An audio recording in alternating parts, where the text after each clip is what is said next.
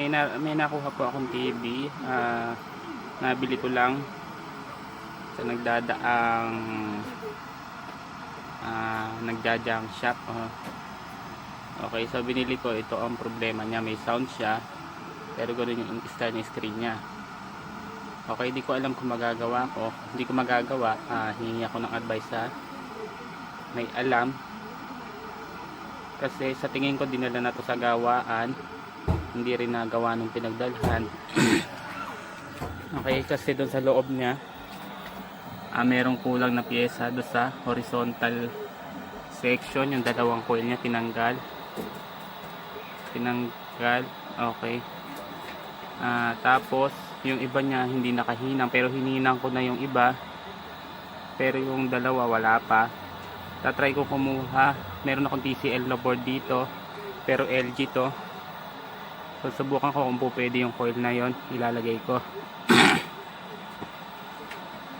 Okay. Okay, so tatanggalin natin yung. Okay, so ito yung sa speaker. Okay, ito yung sa audio, yung AV wire nya. Okay, ito yung sa coil.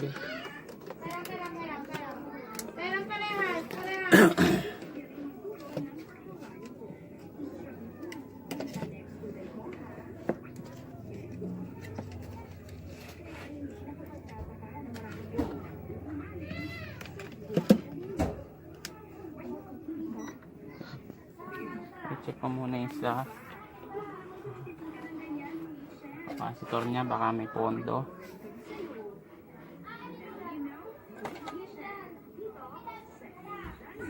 Okay, may pondo siyang 21 volts. Okay, so dito sa may section na to, maraming hindi nakahinang dito. Okay, hininang ko na kanina, kaya halatang ginawa na to sa ibang gawaan. Tapos hindi ko alam kung original pa lahat yung pyesa na to o may pinalitan na yung unang nakakuha nito. Okay, kung titingnan nyo, ayun, kulang siya ng dalawang pyesa. Okay, pero yung symbol niya ay coil.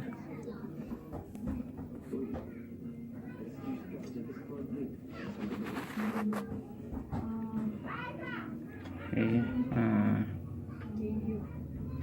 ayun. Okay, wala yung dalawang coil niya.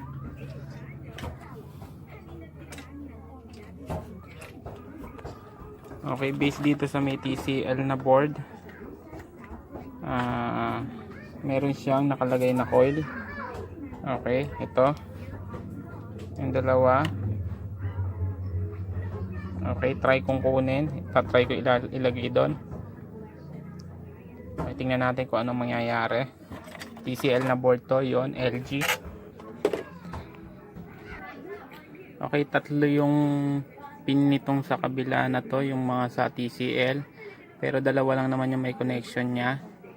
Okay, so yung isa wala, kumbaga ano lang to, para stay siguro do sa board ng TCL para hindi siya makapit siya. Okay, doon dalawa lang kasi yung butas nung paglalagyan nung coil doon, kaya tatanggalin ko na lang yon. Tulad nito, tinanggal ko yung isang pin nya, tatanggalin ko din tong isa na to para safe.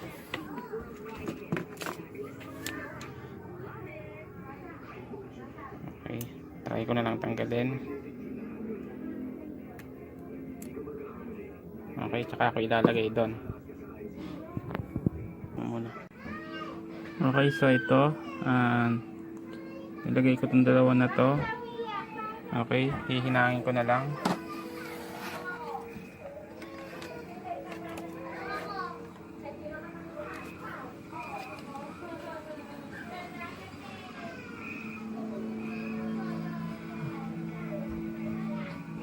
Okay, so dito, ito yung connection nya sa horizontal section, sa horizontal siya nung papunta siya dito sa yoke.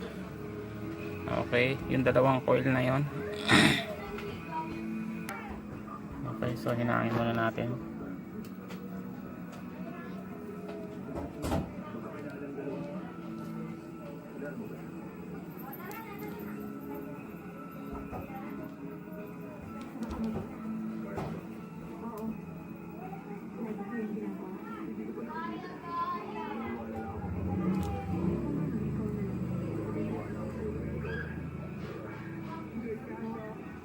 Okay, tingnan natin kung ano mangyayari. Hindi ko alam kung ano mangyayari. Kasi wala naman akong board ng welding na katulad nito para makita ko kung ganun nga yung coil nun. Okay, tingnan natin kung anong mangyayari. Okay, kabit ko muna yung coil.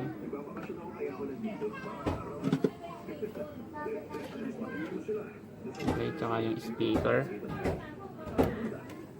Balik muna natin.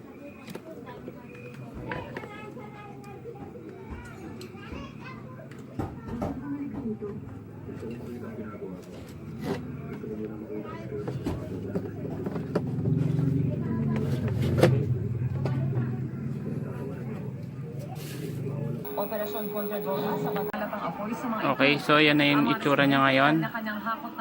Okay, may guhit sa gitna. Maliit ang screen. Sabi nung anak ko, ano yan, huwag ka magbibiro, may sunog, may sunog. Okay, maliit yung screen. Tapos, meron siyang pag ganun. Okay, parang pas-trapezoid siya. Okay. Based sa shape na yan, baka sakaling yung yoke ang may problema. Okay, tingnan ko kung may makukuha akong yoke na po pwede dyan.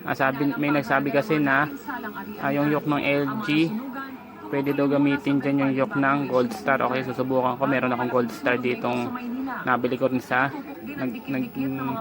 nagja-junk shop. Okay, subukan kong palitan. Okay. So kanina may nakita akong kumikislap din doon. Hindi ko alam kung saan, narinig ko pala. Okay. May parang pumuputok. Okay, pero hindi naman doon sa nilagay kong pyesa. Okay, tingnan na lang natin mamaya kung ano mangyayari pagka pinalitan ko yung ano na yun, yung yoke. Okay, base kasi doon sa screen na yun, baka sakaling yoke. Actually may pangalan tayo, kaya lang for... Okay, so ito yung yoke nung sa Gold Star. Okay, susubukan ko ipalit doon. Buo naman to, tinesko. Okay, kasi based sa sintomas ng PB, yung yoke ang based sa screen. Pagkatapos ko ilagay yung coil kanina doon sa may board.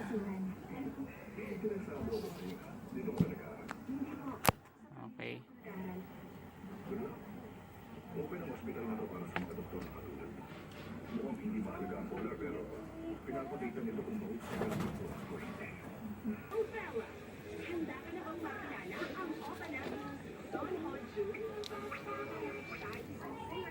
Okay, so tatanggalin ko itong tornilyo.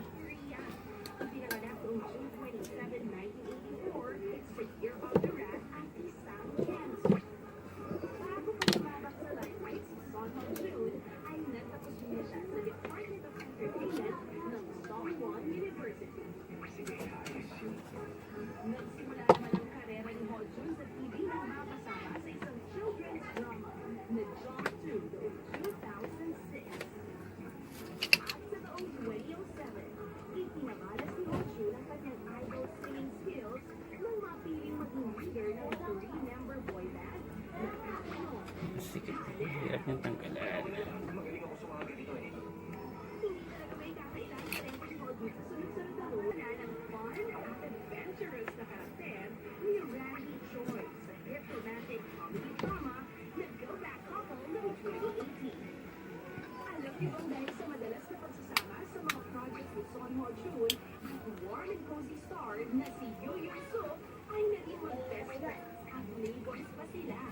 Ang cool naman. Ngayon mo lang nalaman yan.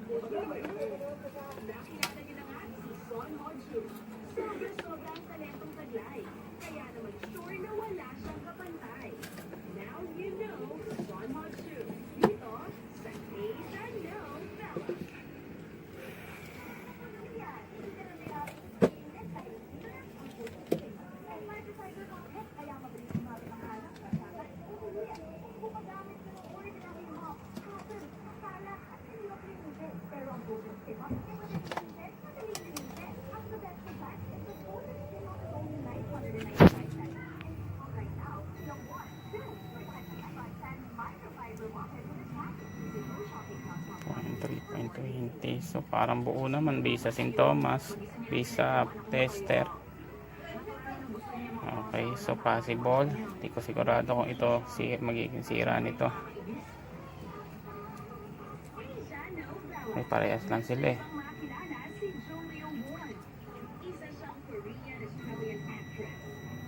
Okay, pero subukan na lang natin. January 21, 1981, sa Year of the Rooster at isang aquarium. Nakilala siya sa ilang K-dramas niya, pero mas kilalanin pa natin ang sweet at adorable actress na ito. Gusto ko siyang makilala. Bagamat sa Seoul ipinanganak si Ryo-won, dumanya siya at ang kanyang pamilya sa Brisbane, Australia noong 10 years old pa lamang siya. Dito na lumaki at nag-aral ang actress. Hindi kayo lumaki. Ako naman po, dumating ang taong 1999 at nagbago ang buhay ni Ryo-won pagkatapos nitong magbakasyon sa Korea at madiskubre ng isang talent agent na nagpapa sa kanya ng opportunity na makapasok sa showbiz. Wow, Sir Kim, in fairness, dahil sa soto niyan, hindi ka naman pumulibro ngayon. Sa parehas na taon, ay nakasama naman si Ryo-won sa Korean girl group na Shakra. Wala talagang normal din. Naisipan nitong mag-full-time sa acting noong 2004. At pagdating ng 2005, ay nabigyan agad siya ng kanyang breakthrough role sa isang romantic comedy series. Wow! Ang galing niya! Hindi nagtagal at bumida naman siya sa kanyang first movie noong 2007. Talaga namang isa na si Ryo-won sa mga successful singer turned actress. Congrats! Kahit ngayon lang sa maging number 1 naman ako para sa'yo. Walang sawa ang suporta ng kanyang fans. Sa tagal ng actress sa industriya, all out pa rin ang pagmamahal at suporta nila sa mga drama nito. Isa na nga rin to ang kanyang 2015 drama na Bubblegum kasama si Kim Jong-woo. Nakakita ka na ba ng nababaliw na babae? Hindi. Sa drama na ito, napakita nila ang kanilang kilig chemistry bilang childhood best friend. Pero alam mo ba, hindi ito ang first time na nagkasama.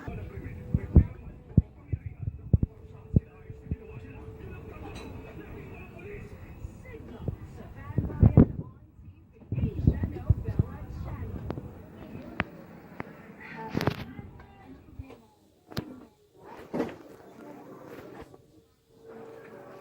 Gawin ka ba? Ayos lang naman sa atin. Kaya ko hindi mag-isa.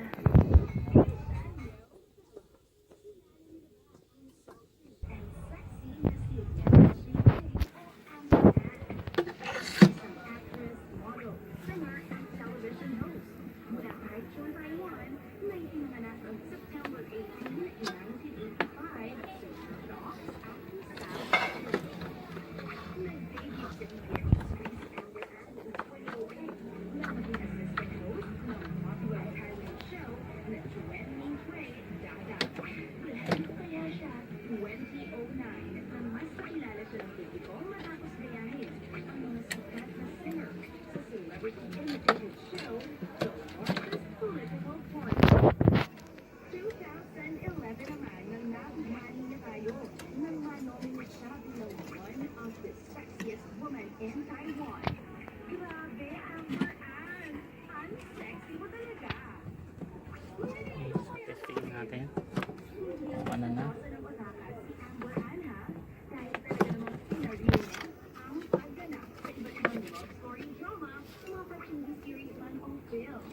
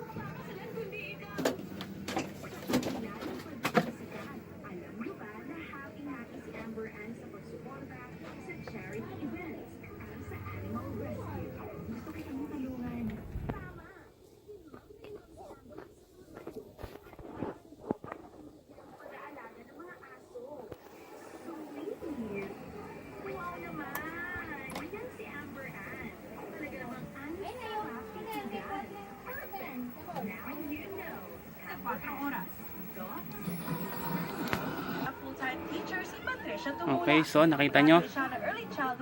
Naayos. Okay. So, ibig sabihin,